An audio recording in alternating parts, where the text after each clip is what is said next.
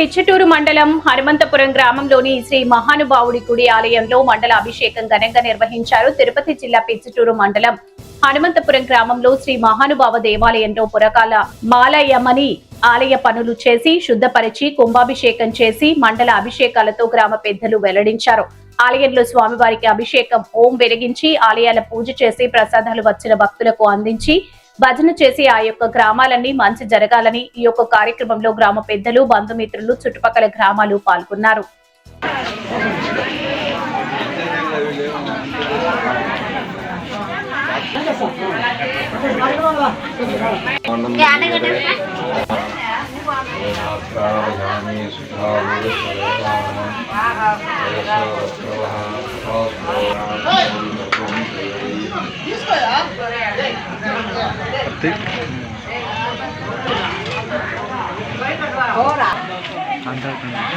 already ఎత్తుకునేసిన video